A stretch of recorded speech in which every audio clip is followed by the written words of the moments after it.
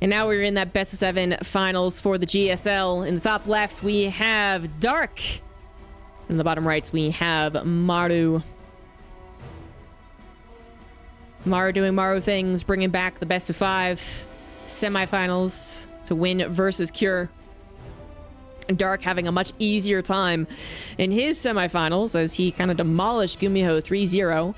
Has been waiting for like an hour, preparing whatever he could to face what ended up being Maru. He might have thought it was going to be Maru when the series started, and then started to reconsider his strategies as Cure went up 2-0. And now he's back to having to figure out how to defeat Maru in a GSL finals, which basically no one can do. If someone were to get close, I would have put my money on either Cure or Dark. It is Dark in the finals, so I'll go ahead and say that this will be the closest finals. Maybe not the closest finals ever, but it would be a close finals for Maru. Probably the closest finals that involved Maru was his finals versus TY, but, you know, Cure versus Maru last season was quite close, even if the score was ultimately 4-2. And I feel like that would happen here as well, where Maru probably wins, but it's a close score, and all the games are very interesting. But Dark's really got to be trying to overcome that, not just like in little games, like how do I win, but like mentally, how do I win against Maru in the GSL finals? Now, Dark usually opts for aggression, which makes him one of my favorite Zergs, but... And it depends on what Maru's doing. Gumiho, despite his attempts at trickery, despite him attempting to get a hold of the reins of that best of 5, really failed, frankly. I'm being very harsh, but he failed. But another Terran, another opener, and the roles will be successfully settled. Maru will be the one controlling the TvZ, and Dark will be the one responding. And with an opener like this, I think that's exactly what's happening. So Maru isn't really dedicating very much to this opener, as we know. We've gone over the 2-Rax opener plenty of times at this point. Yeah, Dark will not be able to simply say, like, well, I know what this is. I've seen this one before. So I can do this and this and this and this, and then I'll just punch you in the face. You don't know what they're doing behind it. Whereas I think Gumiho, once his opener was figured out and successfully defended, it felt like Dark really had an easier time defending everything else afterward.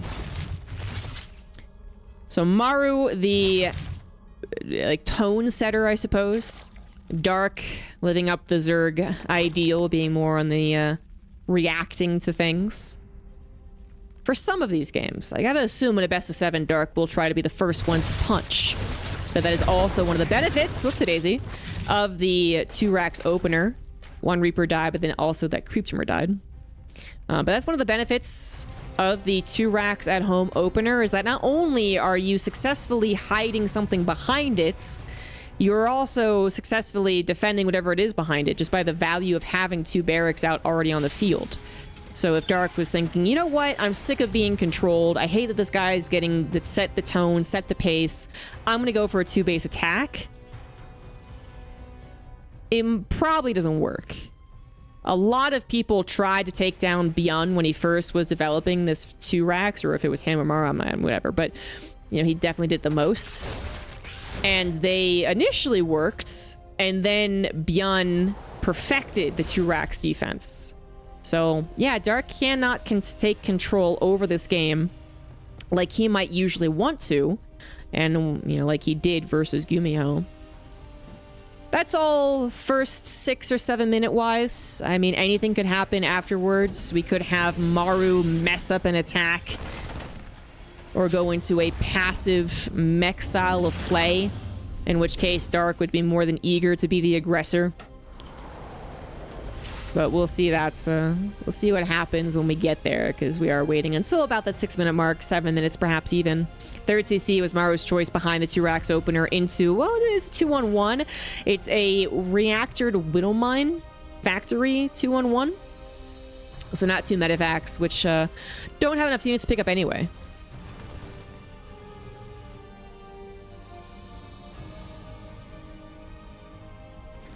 Dark is going into, it looks to be just regular old Speedling opener here. Double upgrades on the way. He has been experimenting with mutas, but seemingly only on Gressfon, so I don't anticipate seeing that here. And as far as the Hydra option, I feel like Dark doesn't often go for that. To me, that's very much what like Lambo does all the time. But I don't know about Dark. The medevac ends up only being for this Widowmine drop. I did double check to see if I had an armory because we went through that TvZ phase where constant Widowmine drops were all the rage. Bit unfortunate timing for, well, hold on. Okay. I was going to say unfortunate timing for Maru as he ran into a queen and a finishing spore, but then Dark's pull on his drones is a little late. So actually unfortunate timing on Dark's part. Loses 7 drones, lost mining time, and does not get to kill the medevac. Although he will at least take 2 of the Widowmines out of the equation. That's something. But yeah, that was a little late there from Dark. Seems like it was just a complete surprise. Certainly the 5.5 TvZ for Widowmine drop is not a common one. So from here on out, you might be a little more aware. Okay. Maru not going to settle for just a single drone. Even if it does have minerals in its mouth. Oh, still popped off. And all this Widowmine shenanigans is kind of a cover for Maru to go for a drop of his own with Marines this time. A little deadlier than just the Widowmines. Already canceling a 4th base, a great grab. In Maru, 3rd CC down location. Still putting up those workers. Dark still on a depressingly low number of workers for a Zerg player, as he does build all the lings necessary to help defend this. Ah! That was a decent Widowmine shot. Dark having a bit of trouble, isn't he? A little bit. Starts with the Widowmine drop, really, because I don't think the Reapers were too obnoxious. They killed a creep tumor, but then one of the Reapers died. But starts with the Widowmine drop, then ends in with the, or leads up to the Marine pressure, and then Dark not having a solid enough foundation for a Zerg. And suddenly Dark is almost all-inning to a degree. It's kind of already happening. He's grabbing 2-2, he's grabbing a 4th and a 5th base, but what he's not grabbing is any more drones. So the more that he doesn't grab drones, the more that Maru is going to have a much better mid-game. As Dark loses yet another 4th base, we also have to be worried about his larva availability. Dark usually more than happy to add on a macro hatchery, but is not doing so as of yet. Oh, I speak of the devil. There you go. So realizing he cannot get his 4th and his 5th at the same time, he does add on that macro hatchery. Maru scans the top right, knows, you know, Zerg, you know, that's what you do, and might send a drop over there, or might be content just delivering the killing blow on a single track here. Just going to the middle of the map with all of your units and trying to siege up, even perhaps sieging up the natural. That creep spread does not extend very far, and that tank is already on that high ground, so there you go. Dark still in a lot of trouble as he tries to build more army to defend. He is still hurting his chances for a macro game. I know he is getting Infestation Pit, and he is getting Burrow, and he is getting 2-2, but 6 drones is not that great. And it's not even a guarantee that he will actually take this fight. It looks like he did get a really good run by. 13 SCVs went down. More lings jumping on top of a 2nd factory, I believe. But this should be enough Marine. Yeah, Marine defense with a tank sieging up as well. And Maru can just focus completely on the attack, which seems to be going brilliantly. Dark is supply blocked. He's much lower in supply, and the 15 SCV kills weren't actually that big of a deal. Maru's still at above 50, and Dark still sub 70, so if it did turn into a low econ situation, we know who that benefits usually. The Terran player. And Maru is not going to be done aggressing quite yet. He is going to continue in the high grounds of the main base, sieging up the tank on the low grounds, actually moving over to the right side. Perfect jump on top of the tank for Dark. A little lucky right there, and now is going to continue that jump over into the 3rd base, of which there are no longer any defenses. Every defense that was there went over to the top right. Things are getting a little weird. It's going to get really fast-paced very quickly, but Dark is the one that's in more trouble. He has 2 armies that he has yet to deal with on his side of the map. I'm also worried about his Baneling count. So many are over here trying to attack. Some were even burrowed, and they are not successfully breaking through that wall. With the tank on the high ground and more Marines spilling out. Maru is going to defend back at home while still having 2 armies on the offense. Okay, a little less of an army on that right side, but still enough to continue harassing and damaging Dark's economy. Also loses Marines over the left side, so some of those banners are starting to connect, and that's usually what happens when things get really, really fast. If a TvZ base trade happens, this is like a economy trade, I don't know what you want to call it, usually the biggest problem for the Terran player is not necessarily defending, but rather defending and attacking while not losing army to banelings on creep. Because the more that things get fast and the more work you have to do to make up for the damage that you took at home, the more likely you're going to be moving on to your opponent's creep spread, which is terrible for Terran. So finally, that aspect of this type of game reared its ugly head, and Maru does dip down in supply a little bit. Dark still on 67 drones, despite all of that hubbub, technically on 4 bases, as this one in the middle may somehow manage to, I guess, be unseen. Well, now it's known. now it's under fire. So a couple of more drones will go down, and that will be another point of attack for Maru as well, now that he knows about it. But yeah, despite all of the hubbub, all of the base losses, apparently the drone count still remained rather intact for Dark. It's never been particularly fantastic, but it's been enough to work with. And now he is getting to Ultralisks, making sure to have enough cash to start up that 3-3 and Adrenal Glands, and hopefully chitinous plating as well. And those Ultras will be very good against the composition that Maru is building, right? So a bit of a lower econ TvZ, certainly not some passive late game one. Maru is really dependent on his consistent Marine production, which means he's not adding on Marauders and he's not getting anywhere close to getting to Ghosts. And that's exactly what Ultras are good against. Marines, and then hopefully with the combination of Ultra, Ling, Baneling, everything is good against Marine tank. Maru tank count out 6 is actually pretty healthy, as long as he doesn't lose them in some of these run-bys.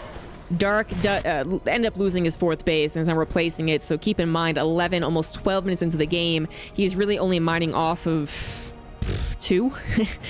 One relatively full one, yep, full one, and then 2 half ones. So Dark absolutely in need of a 4th base, and very soon in need of a 5th. Ling run-bys will continue just to distract and buy time, if nothing else. I believe those banelings that were burrowed there didn't pop off anything special. If they did, I apologize. I absolutely missed it. And Ling burrow will continue to be a nuisance, even though Ling's burrowed aren't nearly as scary. Maru straight up attack, once again headed towards that 4th base. Ultras are ready, but not yet with combat or chitinous plating. Combat shields is done, because that's what I was looking at. For Maru, has been for a while. No Marauders still, and actually not paying attention necessarily. Yeah, not paying attention. Very late stim. The Ultras jump on the opportunity. However, without that chitinous plating, without the additional armor, they actually kind of overstayed their welcome. And the transfuses would also be really nice to have next time for any of those Ultra battles. Once again, a hatchery is... was that killed? It might have been killed. And Dark does not have a lot of extra cash to rebuild a hatchery. You know, at this point in time, he'd actually prefer his original bases to die. he doesn't necessarily need his main or his natural. Obviously, that's the hive, so he kind of needs it. But, you know, the natural is about to mine out. So what he really needs is a fresh base to mine from. And then perhaps he can stay in this game. But without a fresh base, he is producing, like, 1 Ultra at a time. Which I don't know if it's going to be good enough. Ultras are good against pure Marine, but then it's still a numbers problem. There's 50 Marines and only 2 Ultras. The Marines will win. Ultras also having trouble dealing with Liberators, clearly.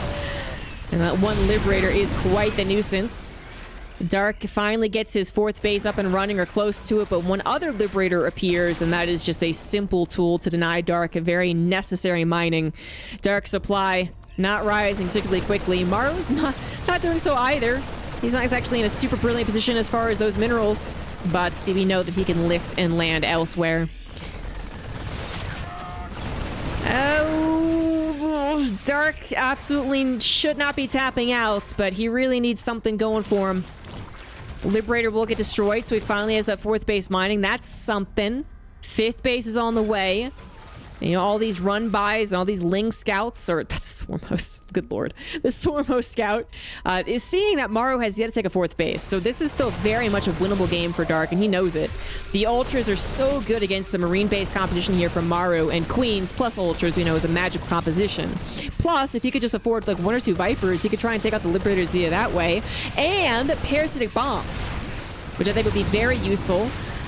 However, Dark is not either thinking of it or wanting to do so. He does come in from two different angles to finally dislodge the attack hitting his main base. I believe he killed at least one of the tanks on the front lines as well. So good use of the Ultras, and now he's going for one of the bigger attacks of this game. However, Maru is very much set up to deal with, well, particularly Ultras, enough Marines as well to deal with the links that would filter through this maze.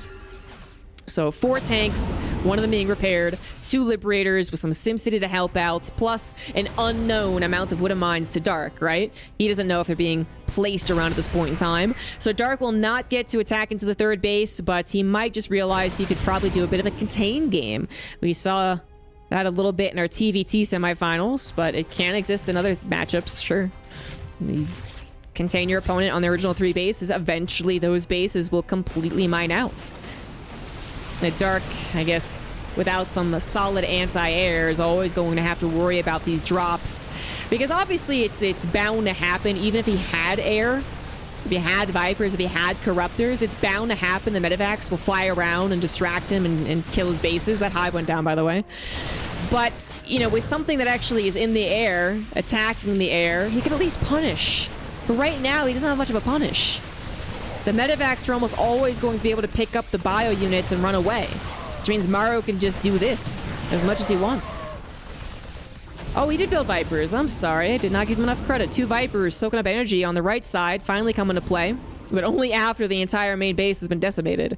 The hive went down, an evolution chamber that's not nearly as important, but the spawning pool has to be rebuilt.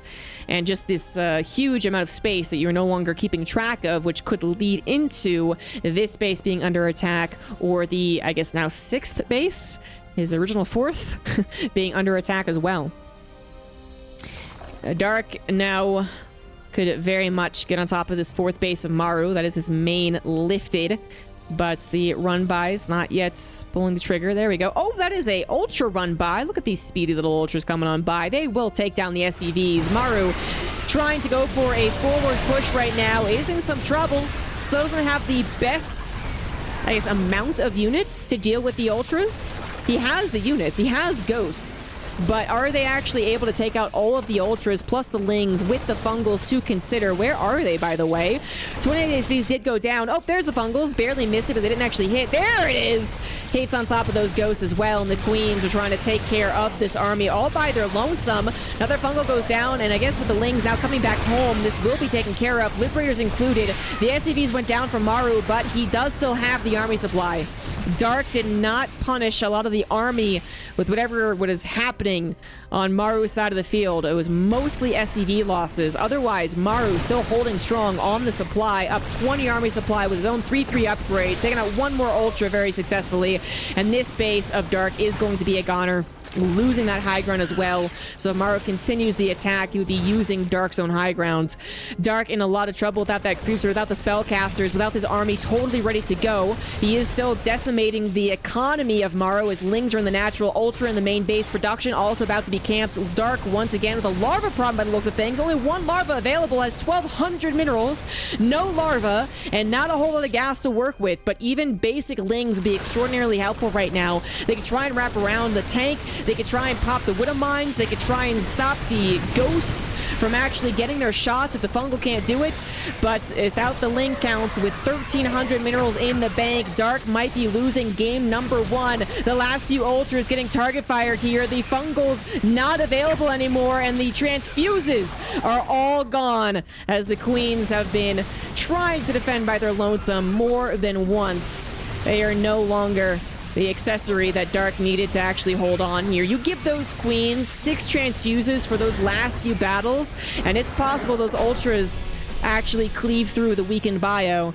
But Dark, eventually forced to tap out, will lose game number 1. Both players have been fighting tooth and nail, low econ situation the entire 19 minutes. And it is Maru who makes it through to take game number 1. I don't even know who I thought was actually supposed to win. Like I said, Dark seemed to be in a good position and Maru was in a harrowing one, but then the supplies and the technology actually favored Maru. It was then Dark having to get us around or actually use the spellcasters, which he's usually really good at. But the spellcasters didn't really come in, like, you know, cohesively with the army. It was all over the place. So it was really anyone's game, but it is Maru's. This is just the starts of a best of 7 between the two. Just make queens. Could have made more queens, man. Of course, I think that would have taken too long. But if he had 1,300 minerals worth of queens with transfuses for that last battle, that also would have been something. All right, after a pretty fantastic game number 1, we are into game 2, Ancient Cistern. The bottom left, we have Dark. The top right, it is Maru. Winning that game despite everything that happens. I mean, it's like actually not one particular thing. Everything that happens. Like in the grand scheme of the game, I think I would typically favor the Terran in those situations. I certainly favored him when like the first pseudo base trade happens, and then he had 2 marine packs get hit by banelings. So that's when I mentioned that just is a very real possibility. I think if the Terran can perfectly control 2 offensive armies and a defensive army, then they always win that situation. But that's the thing, is StarCraft is pretty hard, so it's pretty unlikely. And then when Dark started to add on spellcasters to his Ling Baneling Ultra composition, I started to get real scared for Maru's chances, because while his army was good, I didn't know if it was going to get into the right place and be correctly used. But I kind of default assumed that Dark would, because I have a lot of respect for Dark spellcaster usage, and he was actually the one that kind of was a little too all over the place with his units. And then I guess you also have to add on the whole ultra problem. It was definitely not an ultra into throw game, definitely not. But the ultra problem I'm referring to is that when things get to be very low unit counts, ultras get so much easier to deal with. Ultras on their lonesome, easier to deal with, and like 6 ultras I would feel like is actually easier to deal with than 3 ultras and like 30 lings. Then there's just so many more factors to the engagement. Yeah, especially if you add in some Sim City, and then those 6 ultras especially look stupid. So when Dark was getting down to his like last few ultras, that's when it gets really harrowing. When he has 3 ultras and no lings and queens without transfuse. If they had a wraparound, they still would have been able to do it, but then they never get a wraparounds because Maru's microing. And then we had the ultras also kind of in different places. Like one was up against an army on Maru's side of the map, and then the other one was there before the last one came, and it was just a hard game to keep track of everything. Which sometimes favor the Zerg, sometimes favor the Terran. And then you add in their, particular skill level of both players. Such a cool game. Such a cool game. That's Maru once again going for a 2 racks opener. See the Reaper shenanigans have begun. SMH lost 2 links. SMH. Maru once again going for a 3cc build. As much as I would love for a similar game to happen, I think it's incredibly unlikely, basically because of the map. I think that last map really did add on to an already chaotic game. You know, it's Babylon, right? I'm not imagining things. Or was it? Wait a minute. What game was the last one? Someone tell me in chat. But yeah, that last map, it just meant that oh no, it was Dragon Scales. That's what it was, actually. So it wasn't Babylon, which actually, I think that could actually be the other map. So I'm wrong here. So I think the other map that has the highest potential for such a scrappy, almost base tradey game is Babylon. There we go. But Dragon Scales also, I think, plays that because there's a little less, I think, defensive setup for 3 bases. And then some of those bases that you can take are obviously like in the middle of the map, and they're kind of more contested between you and your Terran opponent. I'm thinking from the Zerg's perspective, obviously. It had some corner bases, which Dark, desperately tried to grab, but just with the fast pace of that game, it got screwy as well. But my point is, like, Dragon Scales has that third setup where you just have so much space to cover that even if you put 2 tanks in some Sim City, there's a lot of space to get through. There's a lot of space to get through, and then another space to get through where the rocks are. So you add you get that similar setup and then you put it into this map, and Maru probably doesn't have as much trouble with as many run-bys. It's not as bad. It happens, of course, but it's not as bad. So the only one I think that could do the same thing is Babylon, just with how fast that game, that map usually makes TvZs. But anyway, we'll get there if we get there. I'm not sure what map it is in the order of maps. It is a best of 7, so first of all, but then second of all, best of 7 means that possibly all maps in the map pool are played. So we could have Babylon, but I'm not sure what happened in the vetoes or the choices, the pick'ems.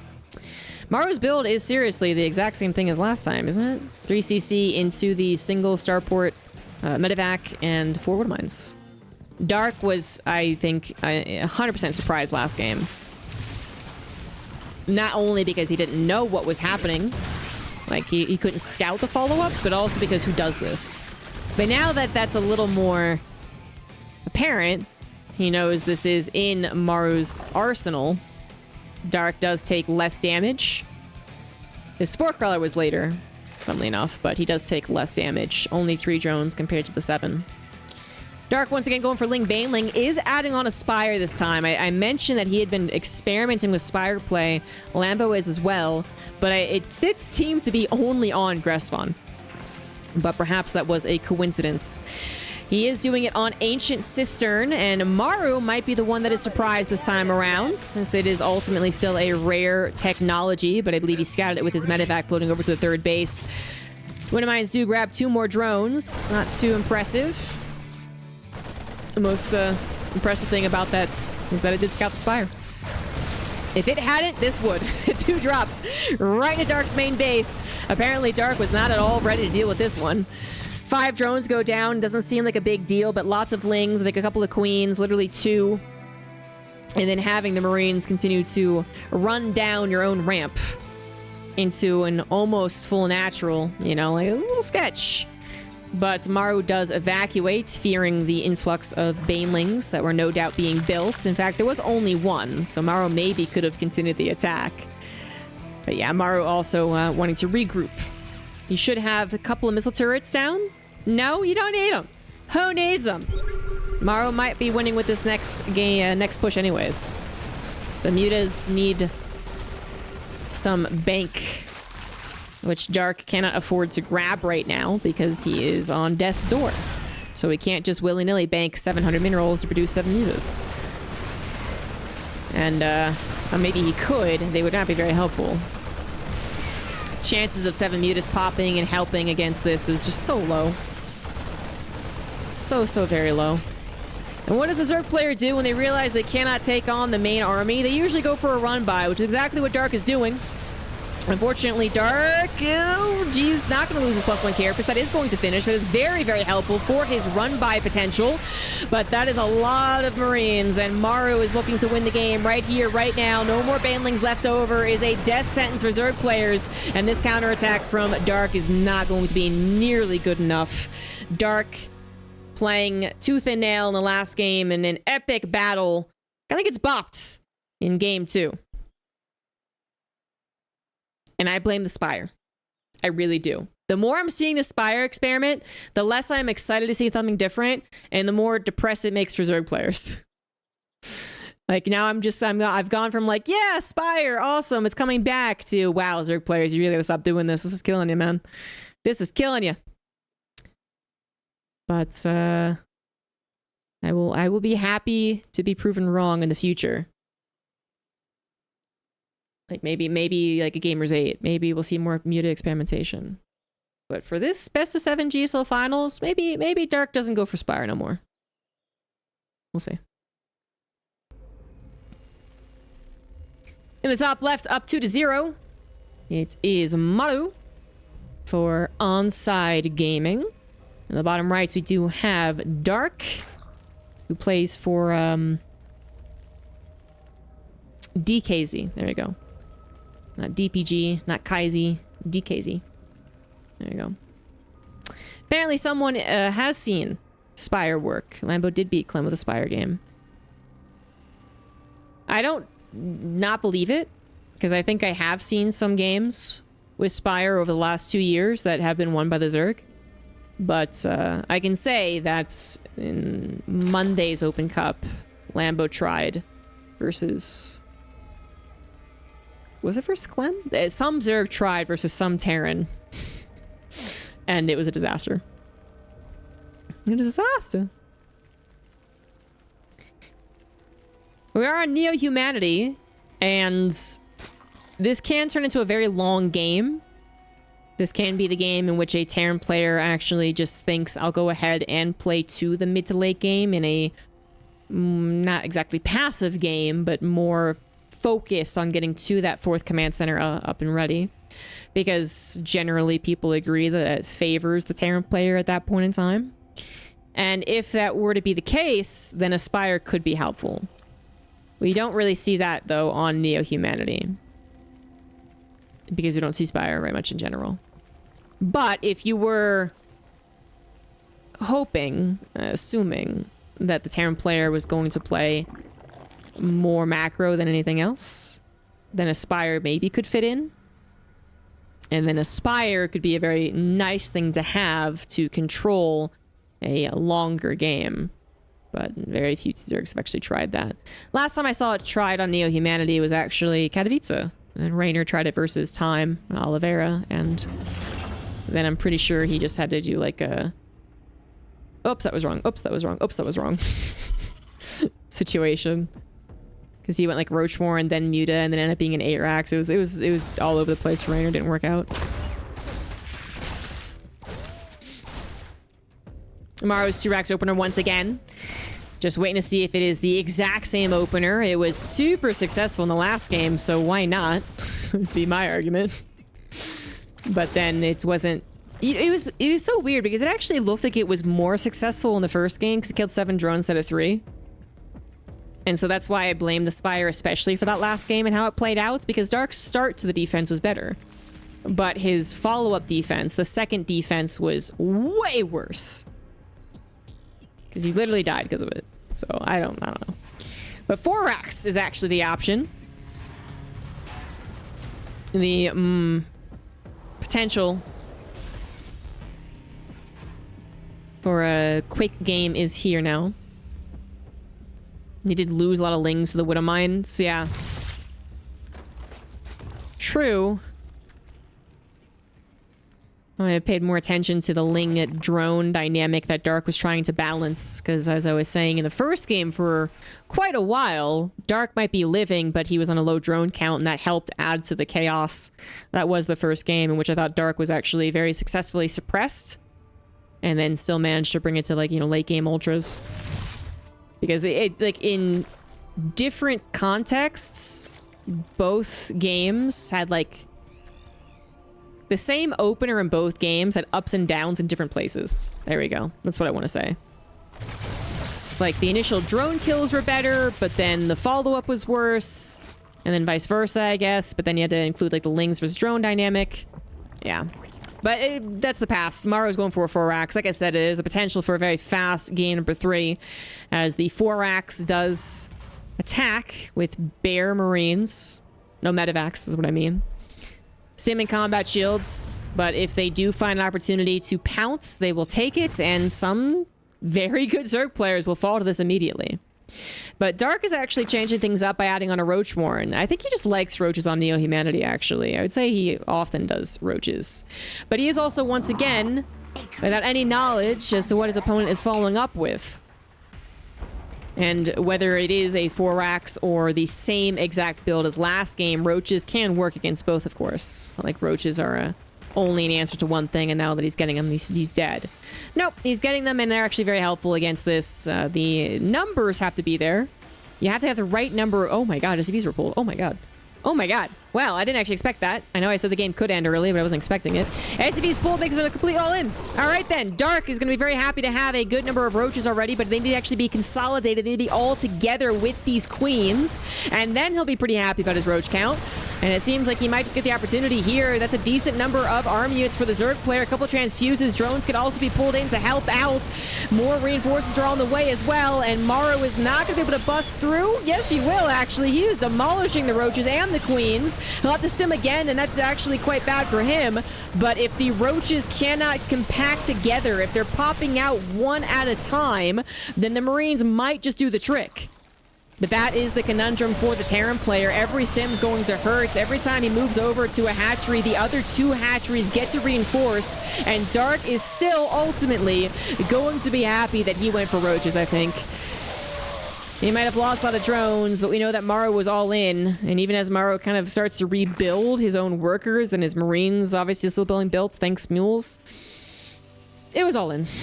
It was all in. There's only so much that Terran can do to make a comeback happen from here. There's not a lot of follow-up aggression that they can accomplish. They actually have to now be worried about a counterattack as well, because they are tankless. So that means that Dark has area room to play. He can go for drones, and that's definitely the best option. He can send his roaches out on the map and try and track the Marines, although that might be a little bit sketchier because if the Marine count does once again grow too large, your roaches do not have speed, so they can't retreat. But yeah, if Dark just, basically if Dark is defensive with the roaches he currently has, then he could build a lot of drones, which he already has. 30 seconds I've been speaking, he's already rebuilt his drone count. And then 3 base, 50-ish, going up to 60, I guess, drones is pretty okay against a Terran player who pulled their SCVs off of 2 bases. It's all right. And roaches ended up being an excellent option. Still, if the roach production happened 15 seconds later, he might have died right there.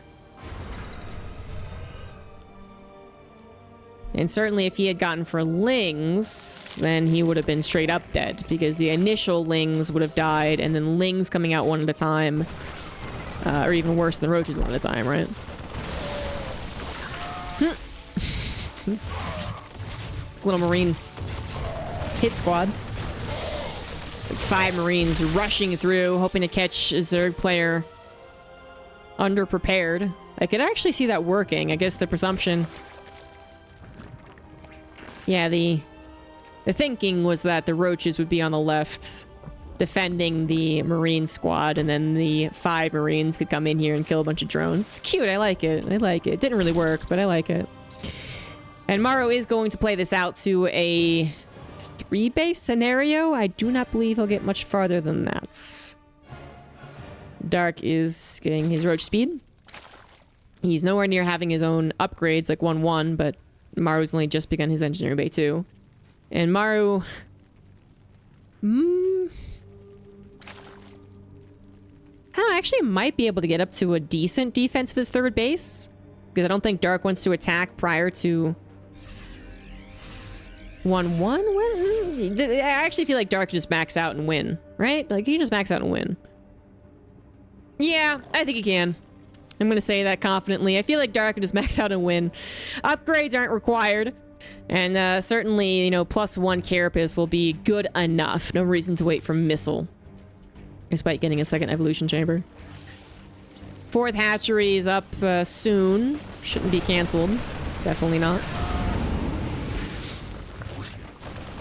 And Maru knows the intentions of his opponent.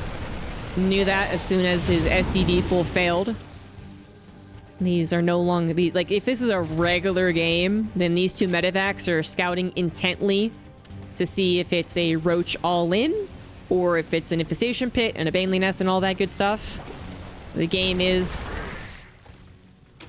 already set to the point where Maru should just know a big roach attack will be on the way, no matter the drops. Dark supply should be skyrocketing at this point, where his is at a very slow crawl. So the 2 medevacs can probably at most keep 12 roaches at home, and every other roach will go across the map. And they're about to have the push. I believe a scan was just slapped down in the middle of the map because Maru knew The attack was imminent. And he saw a lacking number of roaches defending back at home. So he is trying to get his units back to his home to defend his third and natural. Some SimCity to help out. 3 tanks, about to be 4. But that is a 135 supply versus 200. Dark loves these attacks on Neo-Humanity as well. He does this every single time. So he's well accustomed to how to break a Terran despite their best efforts to defend. SCVs pulled into the action are now dead. It did mean Marines are still alive and kicking, but for how much longer? Dark's Remax is so much more powerful. 26 roaches are on the way. Another upgrade will finish in just a couple of seconds. The last tank was bopped by a couple of roaches and Ravagers that got into the natural prior to the depot being lifted. And Maru will be losing game number 3, no doubt about it. Little bit of a build order win, little bit. Again, mattered on when Dark started to produce his roaches, but it was settled at that point in time, and now we're just, I don't know, reading the, like, appendix, I guess? Is that what it is? GG. We do have a bit of a series at the very least, so we'll get into game number 4. Just 1 second. I don't think there's any question marks about that, was there? Yeah. No, nothing. I'm going to go back and check. So yeah, let's go ahead and grab the 4th replay and get into it. In the bottom left of altitude, we do have Dark. In the top right, it is Maru. As a reminder, this is the last match of the GSL Season 2, 2023. But the Patreon for GSL will be up and running, and there will be a Season 3 of GSL for this year. So, if you do like what you're seeing, no copy pastas. And you love the Korean scene, and you want to support the Korean scene, because they were by far hit the hardest from the backing away that Blizzard did, then you can go to patreon.com/GSL, get your replays, get your images, get your interviews, and something else as a reward. And most importantly, support these players who still give some of the best StarCraft 2 games available. The Europeans have done a great job catching up, and there's a couple of star North Americans, sure, but Korea still is where a lot of the skill and a lot of the best games are at. Game number 1 being a particularly good example of that. Game 2 was not really worth watching, and Game 3 was not worth watching after the 4-minute mark. Then we just knew. 5-minute mark? Whatever. We just knew it was going to happen from that point on. Maru is a great Terran to make comebacks in series and in games. But I would say his best comebacks do happen in TvT. Making the similar comebacks in TvZ and TvP is just much more difficult. Very different dynamics at play. You know, so tanks are pretty good. Turtling on 3 bases with tanks is kind of like, I guess, the basis of all of Maru's comebacks. But TvZ is very different to successfully defend there. Another 2-Rax opener for Maru, by the way. It's not as interesting as what follows it up. But I guess I am kind of surprised that Maru is also on this 2-Rax hype train. You know, Byun had settled himself as a 2-Rax opener player or Command Center first for, you know, a year at this point. God, not a year, but it's like 6 or 7 months in, so it's been a while. But Maru was only doing it every once in a while, and he did it basically at the time that Byun started doing it as well, so this could very well be that it's just like making the rounds on the Korean ladder, or as they are friends, they were discussing the possibilities of such things. But Maru was very much the, I'll throw this in just to throw off the Zerg player every once in a while. Now, game before, same opener, it does seem like he's doing what Byun does, and he's like, this is the best opener ever, I'm gonna do it every single time. And I have long been convinced of its positives. There are actually very few negatives. The negative, most obvious negative, is that it's not as fast of a command center as a 1-Rax expand or command center first. Like, probably didn't need to tell you that. But That's only a negative if it seems to, like, commonly be the reason that a game goes poorly for a Terran player. And I don't think I've really seen it be the reason a Terran player loses out versus a Zerg player. So I hesitate to even call it a negative quality. It's just different. It's just a different quality.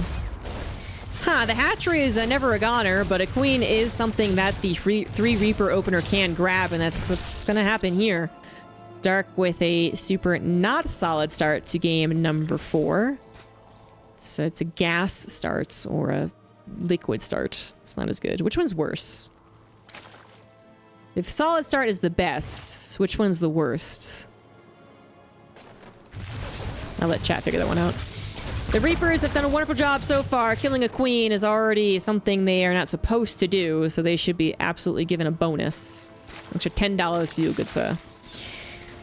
But then also grab a Creep Tumor, a couple of Lings. Very good opener for Maru, very good. Into a 3cc once again, so possibly that's 1 Medivac for Wouldn't Mind opener. Gas is the furthest from solid. Thank you. There we go then. It's a gas opener so far. Well, no. A gas opener would be not getting your 3rd hatch down. That's the gas opener. Which is getting more and more confusing because we literally say gas openers for like someone who starts with a gas. This is a liquid opener. This is not the best, but it's not the worst. I do like Maru pushing out right here. Not only denies some scouting from the Lings that the Zerg players placed around, but it also makes the Zerg player wonder if this is a 3 or 4 axe follow-up. The only thing that Dark was able to scout, because apparently he did, I'm not sure, I guess an Overlord got in there at some point, was that it was a 3rd CC. So, I mean, that pretty much confirms that it's not a 4-axe opener, to be fair. But you still don't know exactly when the actual move out of the army will be for the Terran behind the 2 racks wall off. Could be that they had a faster starport than you anticipated somehow. Or they actually don't have Medivacs at all, yet they're so crazy that they'll just throw the Marines across the map anyway, even after a 3rd command center. So I do like the move out. Dark has once again opted for a Roach play. I do think Roach play it's like basically the best thing that Dark can do to confirm that the handles, the reins will be in his hands. You know, like everything else, Baneling based is going to be very suspect against the follow-ups, and as far as the actual mid-game will also still not be exactly the controlling composition. The Terran will be the one making the moves, and the Baneling will be responding most of the time. Roaches are basically, no matter what they're up against, something that takes the map dominance once they get to a certain number. So, you know, if it's like a proxy 2 racks, that doesn't make any sense. But eventually, Roaches are the thing that dominates the map, and the Terran has to respect it. So Maru is going to stim in here prior to his 2 Medivacs being quite joined up, but they are there to safely retreat. But this is the time that he is on the map, and then it's gone. Maru could still drop with 2 Medivacs as he continues to watch the Roach Ravager developments, but otherwise he will need to worry about the potential of a 1-1 all-in and set up his defenses at home. So this is something that he was trying to do after the catastrophe that was the opener in the last game, but he was just so far behind, there was really no question as to who was going to win. This time around, very basic Bio Terran versus Roach Ravager player, and we can see that without Infestation Pit, it does look more and more like Dark is going to dedicate an attack to the 1-1. All-in is not really accurate. Thank you, Darius. Oh, hey, Darius, for the 10 months. So, again, in a regular game, this drop action is also trying to confirm the goal of the Zerg. Are they actually Roach Ravaging the entire time? Or are they moving over into technology? Or are they getting a Nidus Worm? It's apparently an option number 3, because that's what Dark is doing. Nidus Worm about to hit the main base of Maru.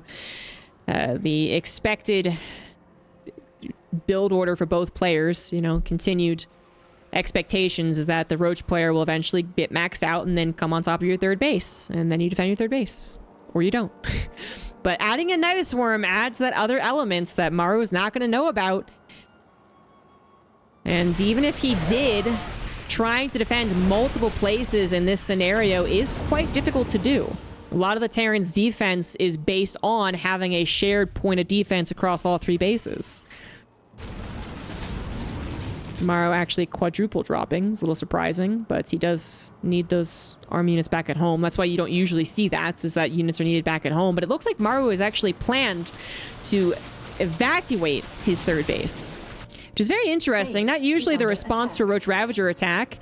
I don't know if he figures a Nidus Worm is on the way, but this is also a perfect defense against a Nidus Worm. Reducing down your defense to only 2 bases makes life much easier, as opposed to having everything settled at the 3rd and then rushing back to your natural to get to your main to kill the Nidus Worm.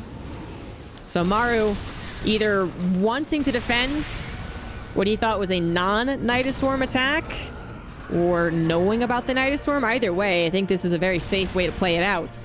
Now, there is a chance for over-defending. You know, officially at this point, Dark shenanigans did not work out in the way that he was hoping, but there is a chance that Dark can now play out the rest of the game, right? He has, after all, pushed the Terran back onto 2 bases and can hold on to a little bit of the contain because Maru's army is still based a lot around his tanks. So that's when Dark tries to get to the Infestation Pit, tries to get to him further upgrades, and probably adds on a Baneling Nest. That is a lot of Marines, more than Dark was anticipating. He did leave some army back at home, realizing this could happen, but that was 4 medevacs, not just 2. Hatchery goes down, another stim on top of the Marines. A little too much, I think. Yes, as Dark does also return home with the rest of his army. Excellent little snipe there. Maru grabbing a 3rd base of his opponents as he prepares to eventually take his own 3rd back, as well as his 4th. Maru will be looking to double expand as soon as Dark has to fully and entirely retreat. Thank you for the 5 subs. Resub for 4 months. Clever. 2-2 is about to finish for Maru, and 2-2 about only halfway done for Dark. It's not very uncommon at all in TvZ, though, is it? A couple of queens. Just one queen goes down. 1 queen, 1 medevac. Bit worse for the medevac, obviously. 4 medevacs still on the right side. Cancel another 3rd. So they killed 1, cancel another. Might even come back to cancel again. We know that is a weakness of the Roach playstyle. They don't have anything that shoots up or deals with the medevac drops. Neither does Ling Baneling, but then Ling Baneling is faster. Dark back on the offensive. He's really hoping to catch Maru too disjointed to defend, I think, at this point. It's not that Dark believes that his army will necessarily take on a well-set-up bio tank army. It's that he's hoping that Maru has 4 medevacs not unloaded, 3 tanks unsieged, tanks in improper positions, they're being concaved upon, that situation. So I love that Dark gets back out on the map. It also forces Maru back home because he has to take this still very, very seriously. All the upgrades are done for both players. Tanks are unsieged. Dark is coming in from possibly the biggest concave that he can find. Multiple angles of attack. However, most of the attack of Dark is on the right side, and that's also where most of Maru's defense is. So as cool as that looked that he was attacking in from this section and next section, this army was like 4 Ravagers. It did not work out. And this army, being what it was going up a ramp into siege tanks at the end of the day, meaning that Maru was in the perfect place with the perfect amount of army at the perfect time to defend. And Dark is unsuccessful in his attempt to grab victory there. It's not the only chance he'll have, but that was one that he was probably hoping would work out. Hive is scanned, and that is exactly what Maru was looking for. He would have also liked to have confirmed if it's an Ultralisk Cavern or Spire turning into a Greater Spire as a big surprise. Probably a terrible idea, but it would be a surprise. But you can't tell that from just one scan. I'd say it's unlikely to be Ultralisk as well, just because we know how they don't exactly work out in a longer TvZ. And we are... For Maru, he's going to quickly move from Marine Tank over into late game TvZ, onto 4 bases, onto Marauders, and probably onto Ghosts as well. He is going to explode in his economy as he explodes out onto the map. His army now feeling quite confident about moving across altitude. Dark is not set up to defend against that. He didn't get to stop it or pause it at all, and is now forced to do a little bit of that desperate tactic of running across the map and trying to cause some base trade scenario. Third CC under attack from Maru is going to be lifted. Corrosive Battles could take it down, but they're actually going to focus on top of that tank, opening up the opportunity for Dark to enter into the natural is his hope, but more reinforcements are already around. A single very, very low health tank also supporting that defense, and Maru's attack is still on the way. Getting a little bit of the flashback to game number 1, where Maru is the... sometimes, I mean, in a more harrowing position going on a creep like this, but it's not Banelings. It is Fungals, though. Fungal Corrosive Bile is a wombo combo, but I don't see enough Corrosive Biles coming down. However, I also do not see enough Bio. It's all been depleted, and the Fungals are there on top of the Medivac. The tanks will get a couple of last shots, but the Roach Ravager that came back will deal with the remnants. So, yeah, Maru does eventually get cleaned up. A little reminiscent of that game 1, but not quite there. And certainly a different composition from the Zerg player. Dark is on 3 bases yet again, but I guess not his original 3 bases. Or, no, it was. Yeah, it was. Yeah, no, this is actually his original 3 bases, so we know what that means. Oh no, mining out of the main and natural. Third base is 16 drones for now, but I feel like very quickly it will be down to 8. Sufficient mining. It's not so good. Dark not able to afford any additional technology. Just the Roach Ravager. Oh, Infestor, which he's so good with Infestors. But, you know, at least he did get to that point. And I guess you can live... Dark especially can live on low econ Roach Ravager Infestor for a very long period of time. He really can. That first game, he didn't get to show off his skill because he died just before he was ready, basically. He was almost ready with a complete army of Ling, Ultra, Queen, Infestor, Viper. But then he didn't have any energy, and then he didn't have enough Lings, and then he was banking, and then his spellcasters weren't in the right positions. Yeah. Now, although it is still a very desperate position for a Zerg player, 3 bases and all, the spellcasters are being used super well, and Maru's overall supply is not super intimidating. So I think Maru's overall situation is 4 base setup, 1 with planetary, 3 orbitals going into Ghost, 3/3 bio with +2 vehicle weapons for his tanks. Like that, this is a beautiful setup, but he is investing into this. So he's not maxing out particularly quickly. If he's not maxing out, he's certainly not moving across the map. That would be very, very dangerous to do, especially with the Fungals roaming around. And so Dark gets time to breathe. Reestablish his 4th base and probably get a 5th as well. You know, he's setting that down, and I actually think it will be up and running. His late game technology is actually going to be going into Lurkers. Now, let me go ahead and just hate on Lurkers again for a hot second. Late game ZVT is so interesting because we consider late game tier 3 technology, Ultra, Broodlord, Lurker. Upgraded Lurkers are the best Lurkers. And it's not very good to do if your Terran opponent is already going into Ghosts. So people sometimes take that as an excuse to say Ghosts are super overpowered. And those people are wrong. And not because I'm a Terran, I'm biased. It just is wrong. It was correct, especially with Maru's handling of Ghosts a year ago. Then I was very sympathetic to all Zerg players in the world. But it has not been that case for a while. What is usually the response of late game Zerg players to late game Terran players is actually just going back into Ling, Baneling, Hydra, Viper. So, what I'm saying is, I don't really like where Dark is headed. It's great that we get ourselves a macro game with everything that has happened and all the chances that could have been thrown away from both players. But I feel like Dark is building into Maru's composition. Now, he does have a Nidus Worm, and we know how powerful Lurkers can be when they add a little bit of mobility to them. To themselves? Kind of. Well, Roach Burrow and Nidus Worm, right? But even that isn't as strong as it once was. Terran players are a lot better about dealing with Nidus Worms in the main base, and whether they literally see them and kill them or deal with them, like either way, they've gotten much better at it. A couple of drops get picked off thanks to the Vipers. So, I don't know. I'm a bit of a hater. I'm going to be honest with you. I'm a bit of a hater on the late game Lurker thing in this matchup. In this context where the Terran player was actually faster to getting to late game than the Zerg player was, since Dark was on such low economy. But,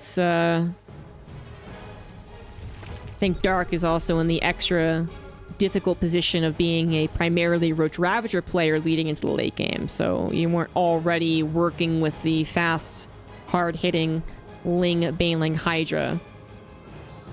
You could definitely swap over into it. And I think he might prepare to swap over into it. He's going to give himself the option. And as far as late game ZVT, Zerg players should be giving themselves options. Tech swaps are still very powerful. It's just that if Dark was going to build 10 lurkers and then be like, oh, I'm going to win, you'd be wrong. And Dark is not so foolish as to think that. He's been actually just building up back at home. Lurkers are still very helpful on the defense, right? One lurker in every base is very annoying for the Terran player to deal with if they want to harass. Looks like Dark is opening up the opportunity to take the right side gold base. And that's exactly what he's doing, as well as the right side bases. That is where Maru's also expanding, however. And I would say generally a Zerg player doesn't want to expand into their Terran opponent's base expansion process. Like, usually it's more of a clock. You know, Maru goes to the 3 o'clock, Dark goes back to the 6, Maru gets the 6, Dark goes over to the 9, and so on and so forth. And then eventually the map is mined out, and both players punch each other across one last base. So yeah, Dark needs to swivel. Swivel around, buddy. This is not the side that you were taking. This is the side the Terran has taken. Sorry, that's just the way it is. Gotta deal with it. And so Dark does swivel. He's going over to the left side and could probably break down these rocks as well to take the gold base. We are well and truly into late game TvZ. Maru is maxed out on 5 bases. Tanks aplenty, Ghost ready to snipe, and they're going to get tons of snipes as I'm speaking. We got a nuke coming down, but I didn't actually see where. Oh, and creep. Yeah, sometimes they don't look. Sometimes they run armies into the nuke at that point. It's actually pretty good. And the, I guess this is going to be the gold base going to be taken. Maru with plenty of extra command centers. Not that many, but he'll probably get more. And is actually going for, at this point in time, a real push. It's a push with an expand, the best thing a Terran can do, but it's definitely a push. Wants to avoid any fungals, and they are coming forward here, so Maru spreads out a little bit, goes back to his tanks and liberators. And a little spready, but the spready wasn't good enough on the ghosts.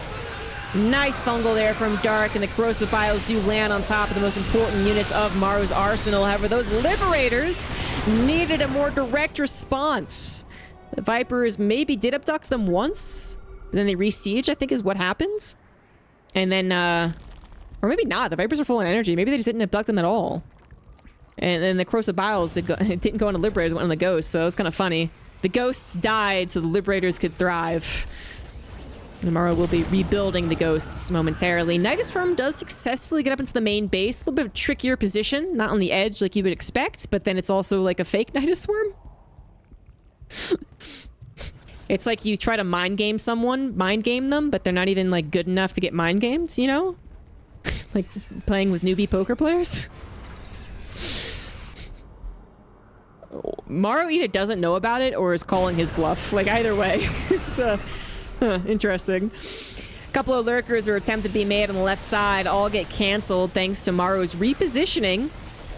And Dark did have something in those Nidus Worms. At least one thing. There's 2 lurkers by looks of it. But it's so funny because, yeah, Lings would be so much more effective. Now Maru is expecting. He's actually responding, though. Like, it's a weird timing. Nuke on top of your own base is a bold move, Cotton. Probably should have canceled that one. It wasn't even close to the Nidus Worm. It hardly even damaged it. Yeah, that was an interesting decision made.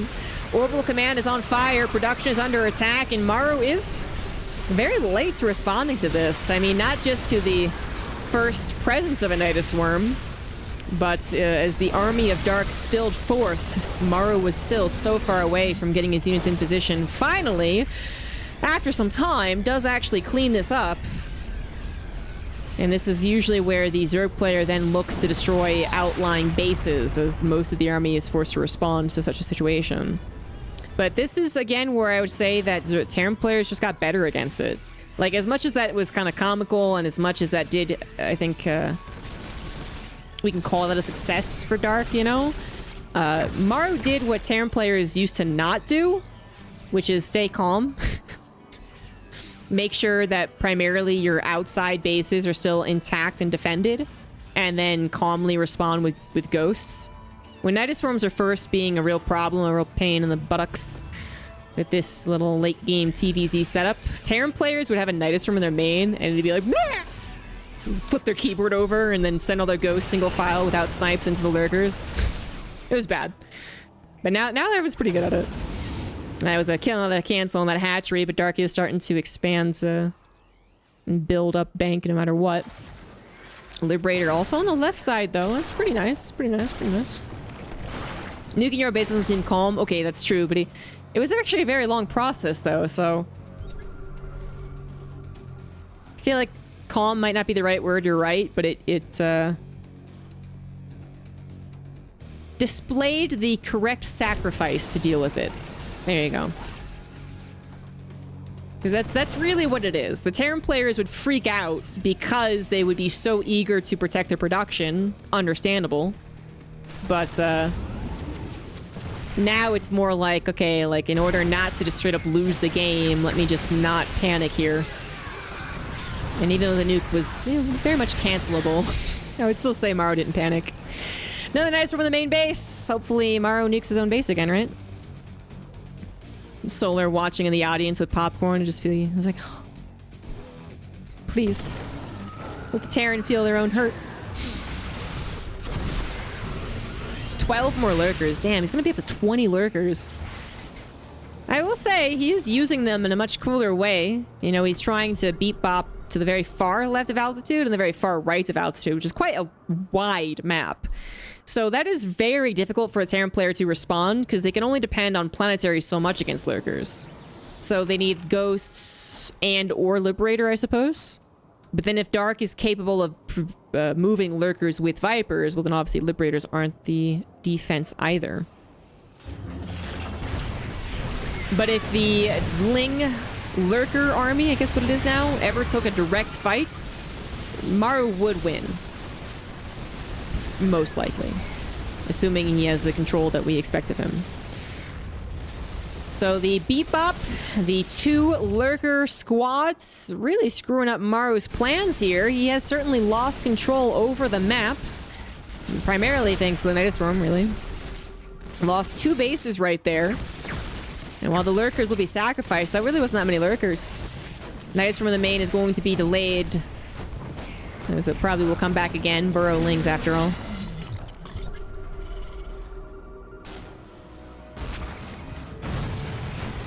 Alright, so maybe that is the end of the Nidoswarm, but, you know, Overlord's fairly easy to get in on there.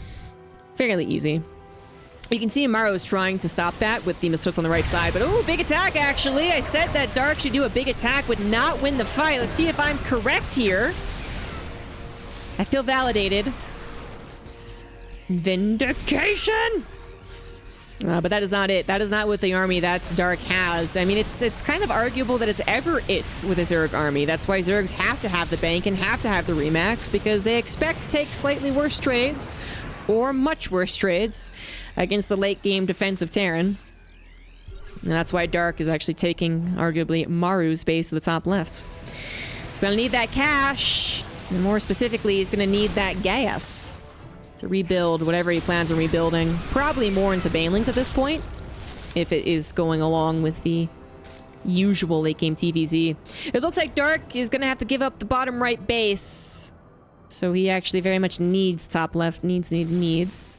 Maru's base that was replanted from earlier is being harassed, but one scan will take care of that, and it will be Dark losing a hatchery, Maru holding on to his command centers. Dark has an army in the middle of the map looking to set up, or possibly just to attack the middle of the Terran production. Like, this is so funny when that happens, right? The base gets so wide, and there's so much happening that the actual middle ends up being the most vulnerable point. And tanks are not enough to stop it, as the Lings look at those wraparounds. So you see Dark going into that, I would almost say, typical late game composition. Very mobile, certainly. It's not maxed out, however, as Larva ends up being a problem. Dark not injecting perhaps as much as is required. And then, yep, certainly not. Definitely not. 100% not. Only 2 queens after all. And then also losing hatcheries. So, Larva? Question mark? Macro hatchery? Question mark? Mass Ling is still very, very useful. They get on top of the tanks, they get into the Nidus Worm, they can even be Overlord dropped, I guess. They can wrap around Ghost as well. It's not most effective because Ghosts are actually quite good against Lings, but if they interrupt a snipe, that's helpful. They're crackling, so they can kill production and they can kill command centers. You know? You don't just throw your hands up in the air and say, well, I don't have any gas anyways, I don't need any larva, blah. The Dark is definitely having that problem, and he can't fix the problem fast enough. So he is unable to produce a high-tech army with his limited gas, and he's unable to produce a low-tech army because of his limited larva. Not the best place to be. Dark supply is now in the gutter. And it felt somewhat avoidable. I do believe Maru was getting back on track as far as late-game TvZ. He was once again consolidating his army, pushing with his expansions, and Dark was struggling to get that gas. No matter his larva block issue, he was struggling to get that gas. But I do think all of the things combined, Maru getting back into the groove, Dark losing the gas capability, and also being larva blocked meant that in the blink of an eye, Dark went from an okay supply to an abysmal one, and Maru actually can almost freely move around the map. I don't see what kills him if he does. 40 Lings and 14 Hydras does not make a Zerg army. This is a planetary, some tanks helping out as well. No Banelings to help bust this down, no Corrosive Vials, just 2, not even being used. It will be taken down. There's a lot of firepower, no response really from the Terran, but it's not as important as Dark's 2 bases to the left side here. Maru still with a dominating army supply, up by about 80, as more planetaries will continue to cull the Zerg forces. And after 30 minutes on altitude, as the ghosts come in, holy crap, that's a terrifying little force right there. Imagine the spooky boys. Not even gonna get the snipes though. But yeah, no matter the ghosts or not, that was Dark losing out after 30 minutes. Oof. Not as action-packed, I suppose, the first game. We're not nearly as clutch and close, but still an interesting one where Dark had a potential kill move. The Nidus Worm was successful with the first Roach Ravager attack. Maru then at a kind of precarious position on his supply, but of course getting into the late game turtle, and then Dark seemingly getting set up into late game. You got those lurkers starting to do some damage. I was hopeful, I was ready to believe in lurkers in late game TvZ again. And then nothing. This is a good one. Maru is now 1 game away from winning the entire GSL finals. Game 5 is going to be on Babylon. I was wondering if this was going to make an appearance. In the top left, we have Maru. In the bottom right, it is Dark.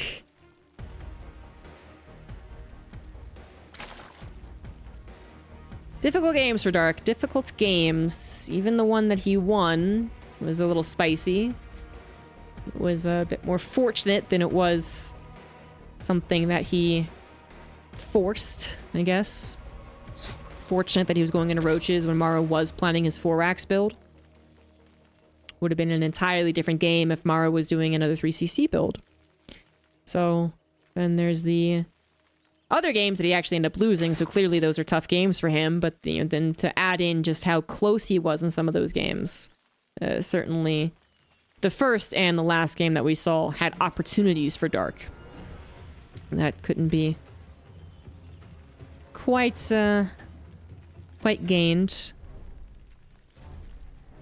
And we know if that's not happening, then it doesn't seem to just suddenly happen against Maru. You know, against a lot of other players, it'd be like, but Dark is so close to winning. Like, he's, he just did this a little bit differently. So that means, like, the rest of the series should be really, really close. And then it's like, well, if you're facing Maru, if you're not quite capable of doing it, then you're probably not quite capable of doing it. End statement.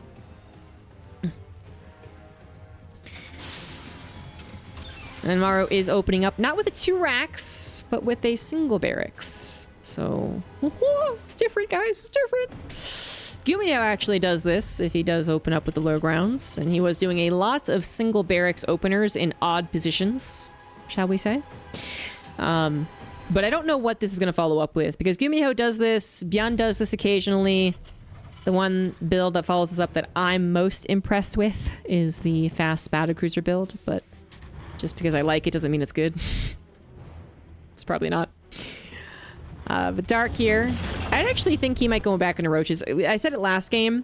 I think Dark's roaches are the best opportunity for him to gather control over the game in a way that lane baneling just can't, even if you get like a good counter attack or run by in.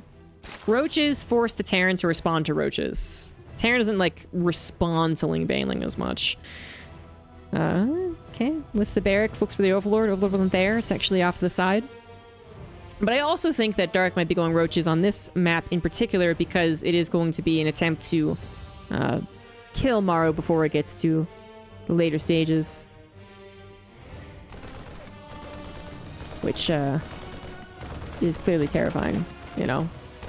Dark might just be looking for ways to interrupt Maru's flow into the late game. And probably the most dependable way to do that is, again, threaten the 1-1 roaches.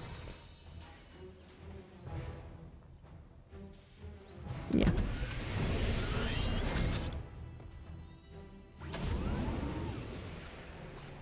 Maru's follow-up to the single barracks expands, so it was a 1-rack expand, just different locations. Is a factory, a starport, and a second barracks, so we are going to be getting into, I think, a 2-1-1 after a Banshee.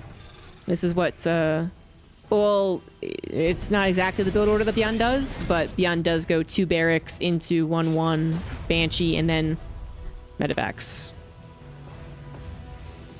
I wonder if this is gonna have cloak though, because we are still so much later to the second barracks. Nope. Okay. Yeah, there you go.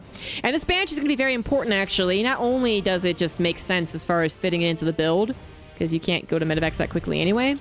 It also is fantastic against someone who is bound to go roaches, I would argue. Is very likely to go roaches. And is someone who's very likely to be aggressive, even on their last life. That is Dark, and that's why we love him. It's also one of the shorter maps, does tend to lean towards aggression from both Terran and Zerg. Some more roach rushes appear on this map than others, so the Banshee is an excellent option. One Banshee might not kill roaches fast enough to stop them from doing damage if the Banshee doesn't know roaches are on the way. And Maru doesn't have any scouting out on the map, so he doesn't know. But it's better than nothing. I'm actually quite concerned, though, the more I'm looking at this. The Banshee is going across the map, and it's one cloakless Banshee. It can be deterred by 2 queens. The roaches were supposed to be scouted. That is the much bigger problem. The Banshee has to be in place to defend the roaches, and then it's fantastic. If it's not in place, it's basically useless. That is a feisty number of Marines that are about 30 seconds away from Stim, but they're not done yet. It will have the supply depot wall for a little bit of time, but... Actually, that might be enough. Well, medevacs. Medevacs are good. Medevacs, good unit. That might just be enough here. With 3 Marines at a time and Stim 10 seconds away from finishing, it's actually Dark who has to escape. Yep. Okay. Banshee unnecessary, apparently. That worked out. And the Banshee died, by the way, so that was actually completely useless. Like, good job killing 4 drones, I guess. But alright, that was not as scary as I was hyping it up to be. Maru with enough Marines and a wall, I guess, is also pretty important. It's just a matter of time. Just a matter of time. And the 2 medevacs are now flying right into that main base, right into the waiting arms of the queens. I was hoping they would do their duties elsewhere. You know, they just dealt with the Banshee. They should be going and spreading creep and shit. Nope, they went back to the main. Now Maru is going up to a 3rd base as we have our little TvZ well underway. Dark might have done a pressure build, so he did hit his own economy. I would say because he so eagerly and accepted the way that it is. You know, he was already droning, I believe, in behind the roach. It wasn't roach ling all in. It was just like a roach poke, whatever. I feel like he is fine. I feel like most Seg players would be fine, actually. But especially Dark, who's very good with this style of play. 66 drones and 3 bases is all this man needs with roaches. Oh, and infestors. Then that's all he needs.